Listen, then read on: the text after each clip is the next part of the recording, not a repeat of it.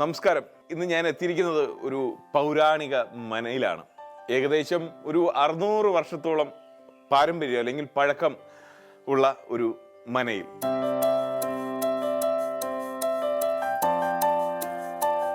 അപ്പോൾ ഇല്ലം, മന, നാലുകെട്ട് എന്നൊക്കെ കേൾക്കുമ്പോൾ നമ്മുടെ മനസ്സിൽ ഓർമ്മ വരുന്നത് കേരളത്തിലെ വരിക്കാശ്ശേരി മന പോലുള്ള ഒരുപാട് മനകൾ അല്ലേ. ഇപ്പം കേരളത്തിൽ ആണ് നിൽക്കുന്നതെന്നാണോ നിങ്ങൾ വിചാരിച്ചത്?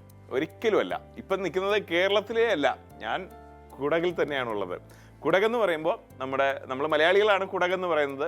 ആക്ച്വലി പറയേണ്ടത് കൂർഗ് എന്നാണ്. കൂർഗ് ഡിസ്ട്രിക്റ്റിലാണ് ഇപ്പോൾ നിൽക്കുന്നത്. കൂർഗ് ഡിസ്ട്രിക്റ്റിലുള്ള കൊമ്പിളി ഐമന എന്നാണ് ഈ മനയെ അറിയപ്പെടുന്നത്. ഇത് 600 വർഷം കഴിഞ്ഞെങ്കിലും ഇതിൻ്റെ അവകാശികളും ആർക്കിയോളജിക്കൽ ഡിപ്പാർട്ട്മെൻറ്റും ചേർന്ന് ഇതിനെ വളരെ മനോഹരമായിട്ട് സംരക്ഷിച്ച് ഒരു നിധി പോലെ സംരക്ഷിച്ചു പോകുന്ന ഒരു സ്മാരകം കൂടെയാണത് ഈ മന എന്ന് പറയുന്നത്. പിന്നെ ഇവിടുത്തെ നമുക്കറിയാം, ഇതിനകത്ത് കയറി ഞാൻ ഒരുപാട് കാഴ്ചകൾ കണ്ടു. പക്ഷേ നമ്മൾ ഷൂട്ട് ചെയ്യാൻ പറ്റുന്ന ഒരു ലൈറ്റപ്പ് ഒന്നുമല്ല.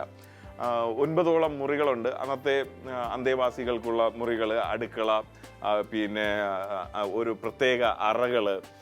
നമുക്കറിയാം അറകൾ എന്നൊക്കെ പറയുമ്പോൾ അന്നത്തെ ഖജനാവ് വരെ ഇതിനകത്ത് നമുക്ക് കാണാൻ കഴിയും. പിന്നെ ഇവിടുത്തെ ഒരു പ്രധാന ഈ മനയിൽ അന്ന് നിന്നിരുന്ന കൃഷി എന്ന് പറയുമ്പോൾ നമ്മുടെ നാട്ടിൽ നെൽകൃഷിയൊക്കെ ആണെങ്കിൽ ഇവിടെ പ്രധാനമായിട്ട് കൃഷി എന്ന് പറയുന്നത് കുരുമുളകും കാപ്പിയുമാണ്. ഇവിടുത്തെ കാപ്പി എന്ന് പറഞ്ഞു കഴിഞ്ഞാൽ വളരെ ലോകപ്രശസ്തമാണ്. അതായത് ലോകത്ത് കാപ്പി ഉണ്ടാക്കുന്നതിൽ 7ാം സ്ഥാനം കൂർഗിനാണുള്ളത്. അതുമാത്രമല്ല, കൂർഗിലെ കാപ്പിക്ക് ലോകത്തെ 2ാം ക്വാളിറ്റിയിൽ ലോകത്തെ 2ാം സ്ഥാനമാണ് കൂർഗിലെ കാപ്പിക്ക് നൽകിയിരിക്കുന്നത്. അങ്ങനെ കൂർഗിലെ വിശേഷങ്ങൾ പറഞ്ഞുകൊണ്ടിരുന്നു കഴിഞ്ഞാൽ ഇതിന് മാത്രമേ ഇന്നത്തെ സമയം ഉണ്ടാവത്തുള്ളൂ. അതുകൊണ്ട് ഞാൻ അത് തൽക്കാലം ഈ വാചപടി നിർത്തിയിട്ട് കാര്യത്തിലേക്ക് വരാം. ഈ കൂർഗിൻ്റെ പ്രത്യേകത എന്ന് പറഞ്ഞാൽ ഒരുപാട് ടൂറിസ്റ്റുകൾ ഈ കൂർഗിൽ വരാറുണ്ട്. അത് വിവിധ മേഖല, മലയാളികളല്ല, ഓൾ ഇന്ത്യയിൽ നിന്നൊക്കെ വരാറുണ്ട്.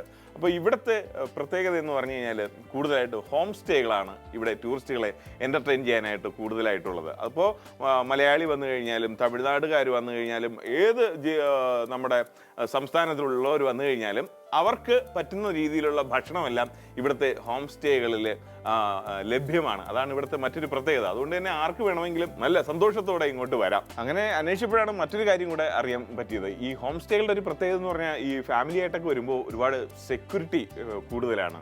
നമ്മൾ കുറച്ചുകൂടെ സെക്യൂർ ആയിരിക്കും ഇത്തരം ഹോം സ്റ്റേകളിൽ വരുമ്പോൾ. കാരണം ഗൃഹനാഥനും ഗൃഹനാഥയൊക്കെ കൂടെയാണ് ഈ ഹോം സ്റ്റേസ് നടത്തുന്നത് തന്നെ.